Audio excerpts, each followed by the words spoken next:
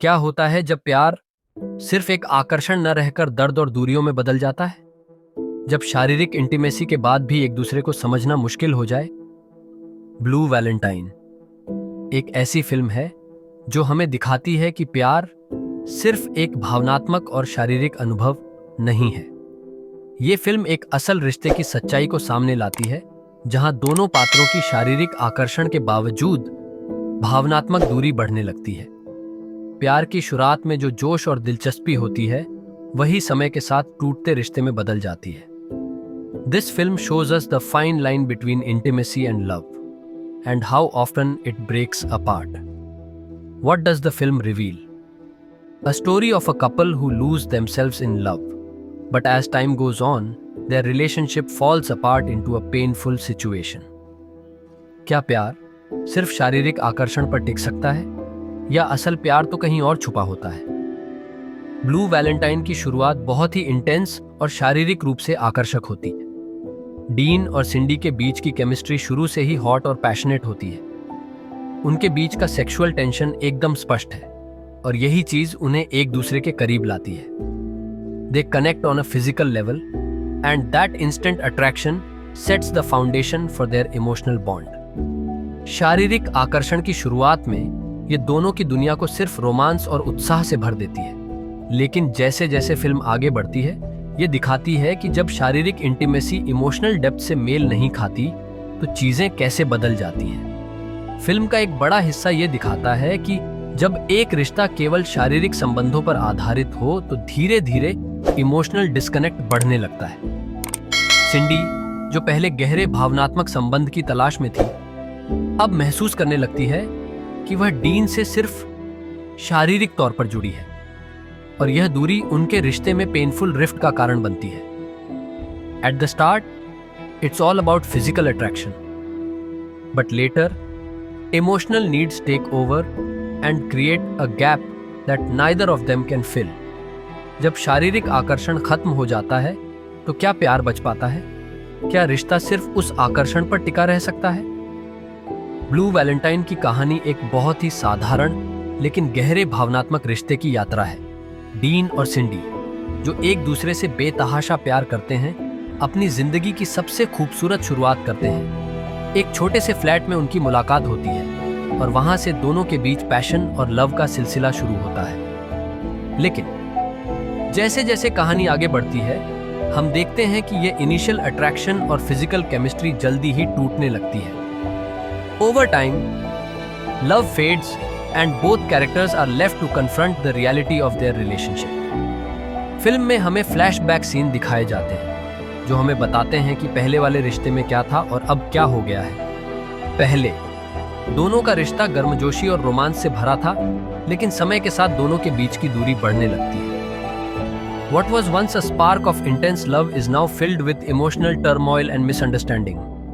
सिंडी और डीन के रिश्ते में प्यार तो था, लेकिन इमोशनल मैच्योरिटी की कमी थी। सिंडी को महसूस होता है कि वह जिस प्यार को चाहती थी, वह कभी मिल ही नहीं सका। वही डीन अपने जज्बातों से भागता हुआ नजर आता है।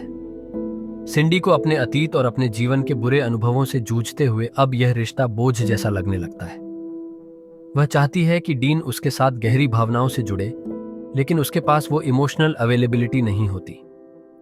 डीन, जो हमेशा खुश रहने वाला और केयरफ्री था, धीरे धीरे अपने परिवार की जिम्मेदारियों और सिंडी के दबाव के तहत बदलने लगता है। उनके बीच इमोशनल बैगेज का संघर्ष उन्हें और भी दूर कर देता है। यह फिल्म दिखाती है कि एक रिश्ता शुरू में जितना पैशनेट और इमोशनली इंटेंस लगता है, बाद में वही कितनी कठिनाई और दर्द का कारण बन सकता है। क्या प्यार सिर्फ शारीरिक आकर्षण पर टिक सकता है, या असली प्यार में इमोशनल डेप्थ और अंडरस्टैंडिंग जरूरी है? क्या आपको लगता है कि इस रिश्ते को बचाया जा सकता था?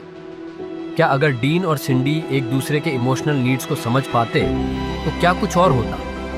डीन एक ऐसा आदमी है जो खुश रहने की कोशिश करता है, लेकिन इमोशनल कॉम्प्लेक्सिटी को पूरी तरह से समझ नहीं पाता। वह हमेशा अपनी केयर फ्री एटीट्यूड और खुश रहने वाले स्वभाव के लिए जाना जाता है, लेकिन जैसे जैसे फिल्म आगे बढ़ती है, हम देख पाते हैं कि उसका व्यक्तित्व अधिक गहरे इमोशनल स्ट्रगल्स और पर्सनल इनसिक्योरिटीज से जूझ रहा है। डीन के लिए सब कुछ शारीरिक स्तर पर इजी गोइंग और सिंपल लगता है, वह अपनी जिंदगी को ज्यादा गंभीरता से नहीं लेता, लेकिन यह उसे सिंडी के साथ अपने रिश्ते को मजबूत बनाने में मदद नहीं करता।